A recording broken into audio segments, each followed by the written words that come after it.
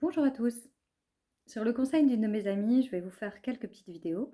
Je vais essayer de faire court. Ceux qui me connaissent et savent à quel point je suis passionnée par ce que je fais, savent que je peux en parler pendant des heures et qu'il est difficile parfois de m'arrêter. Donc, ce sera un premier effort pour moi que de faire court. Cette première vidéo, je vais la consacrer au Reiki et d'une manière plus globale aux soins énergétiques, puisque le Reiki est un soin énergétique par imposition des mains, pendant lequel vous pouvez vous recharger en énergie, mais aussi où on va aller capter dans le corps les endroits où il y a un déséquilibre. Je dis soins énergétiques d'une manière plus globale. Pourquoi? Parce que le Reiki, c'est quelque chose que j'enseigne depuis quelques années. Donc, je peux vous proposer les formations aux différents degrés du Reiki. Et donc, il y a une espèce de structure dans le Reiki, en tout cas au début. Et comme c'est quelque chose qui pour moi est très très naturel chez tout le monde, c'est-à-dire que le Reiki, ça fait partie de vous, en tout cas l'énergie fait partie de vous. Elle fait partie de vous au même titre que n'importe quelle partie de votre corps. C'est aussi naturel que d'avoir du sang qui circule dans le corps, de la lymphe qui circule dans le corps, d'avoir de l'eau dans toutes nos cellules. Ça fait partie de nous, l'énergie. Et donc, tout comme on prend soin de, en tout cas on essaye, de ce que l'on mange, de ce que l'on boit, où on va essayer de prendre soin de son corps en bougeant un petit peu, en faisant du sport, en essayant de prendre soin aussi de nos émotions, de notre cerveau, en essayant de trouver des moments pour libérer notre stress, pour avoir une vie plus apaisée mentalement aussi, eh bien on devrait avoir, je pense, tous une conscience énergétique. Et donc, prendre soin de notre énergie de la même manière qu'on prend soin de notre hygiène corporelle, physique, mentale, etc.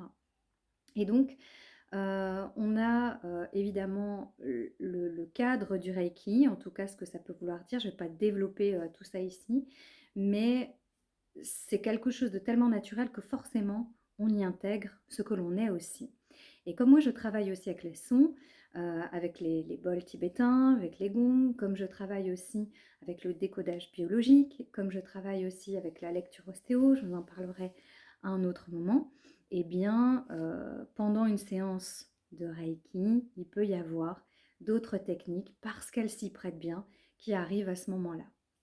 Donc voilà, je vais dire soins énergétiques, mais en général, les gens disent viens pour une séance de Reiki. Alors, en quoi ça va être intéressant une séance de Reiki? Normalement, on devrait prendre, je pense, de plus en plus exemple sur la culture chinoise, japonaise à ce niveau-là, parce que la médecine chinoise ou le Reiki qui vient du Japon, c'est avant tout une médecine préventive. Donc, c'est prendre soin de son énergie pour maintenir son équilibre. Et donc, en principe, ce qui serait très très chouette, c'est pas encore le cas, mais c'est que on peut faire ce soin sur soi-même, hein, donc on peut l'apprendre et le faire sur soi-même, c'est pas très compliqué. Mais sur soi ou qu'on aille chez quelqu'un qui va nous procurer la séance, qu'on fasse régulièrement ces séances-là. Quand je dis régulièrement, ça dépend de ce que l'on vit, évidemment. Quand vous vivez quelque chose de très intense, vous aurez peut-être besoin de dormir plus, alors que quand tout va bien dans votre vie, vous dormirez moins, mais vous avez besoin de dormir quand même. Et bien là, c'est la même chose. Vous pouvez vous dire, ben moi j'ai besoin à tel moment qui sont clés chez moi, et j'ai des personnes qui viennent, c'est comme ça, il y a des moments clés où elles savent que faire une séance de Reiki, ce sera très bien.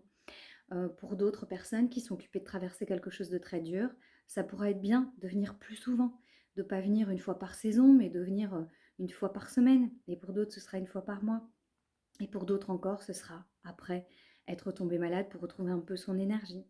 Mais quand on veut travailler de manière préventive, eh bien c'est quelque chose que l'on fait, voilà, régulièrement. Donc ça, c'est l'idéal. Or, en général, on arrive quand ça ne va pas, ça ne va plus. Et donc, heureusement, c'est quand même faire des choses. Lors d'une séance de Reiki, comme je vous disais, on va rééquilibrer les zones qui en ont besoin. Il y a des zones de votre corps qui sont épuisées parce que vous vivez. Et donc, on va aller les recharger en énergie. Il y a des zones qui comportent trop d'énergie parce qu'il y a des blocages quelque part. C'est un peu l'image d'un ruisseau qui serait envahi de feuilles mortes, de branches, etc. Et l'eau circule plus de manière fluide. Et donc, là aussi, on peut aller travailler au niveau de l'énergie. En fait, tout ce que l'on vit dans notre quotidien, toutes les émotions que l'on va vivre, eh bien, elles vont s'imprimer quelque part dans notre corps. Donc, c'est bien, avant que le ruisseau soit complètement bouché et qu'on y voit plus clair, de faire du Reiki. Donc, voilà. Alors, je forme également parce que quand j'ai commencé le Reiki, je l'ai commencé pour moi, en me disant que ce serait vraiment super chouette si moi je pouvais travailler pour moi. C'était après une période très difficile et donc j'avais besoin justement de me recharger en énergie.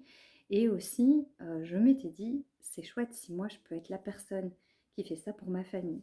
Alors au final, aujourd'hui, je fais un peu plus de Reiki pour les autres que pour ma famille, mais quand ils en ont besoin, ils n'ont qu'à demander, je suis là.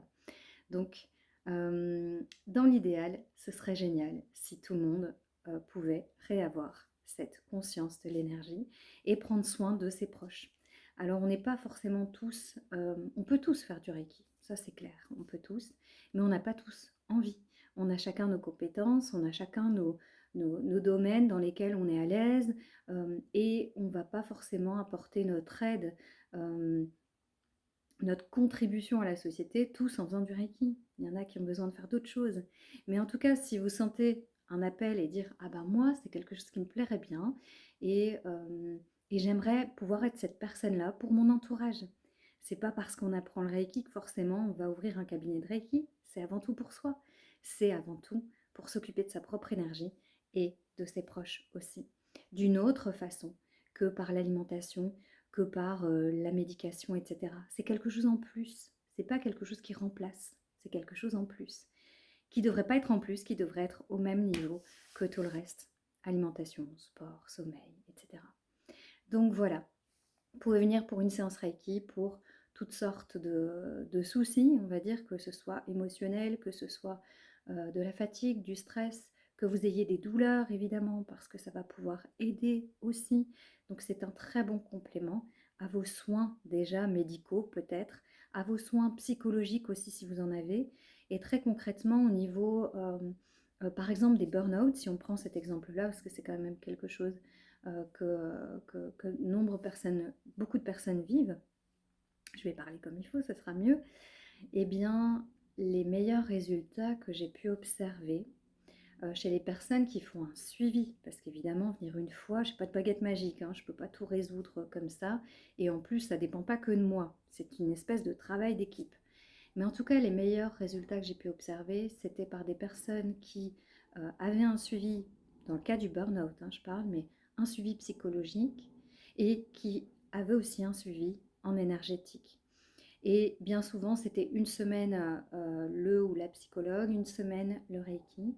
En tout cas, pendant un premier temps, donc c'est vrai que ça peut paraître beaucoup, mais en tout cas, voilà, on avance intérieurement aussi et on a ce soutien aussi énergétique. Très franchement, ça c'était quelque chose de très bien. Donc ça ne se substitue pas, mais c'est quelque chose qui est un plus dans votre vie aussi. Voilà, le Reiki c'est pour tout le monde. C'est pour les mamans enceintes, c'est pour leurs bébés même dans le ventre, c'est pour les bébés, c'est pour les enfants, c'est pour les adultes, les ados, c'est pour les personnes âgées et ça accompagne aussi très bien la fin de vie. Alors, ça n'est pas, comme je vous ai dit, une baguette magique. Donc, on ne fait pas du Reiki en fin de vie ou en soins palliatifs pour dire ça va peut-être la sauver, ça va peut-être guérir. À un moment donné, quand c'est notre heure, eh ben, c'est notre heure. Par contre, on a tous envie, je pense, lorsque c'est notre heure, de partir en paix, le plus en paix possible. Et le Reiki peut aider en ça. Donc, j'accompagne aussi bien les tout petits que les personnes qui sont prêtes à partir. Voilà.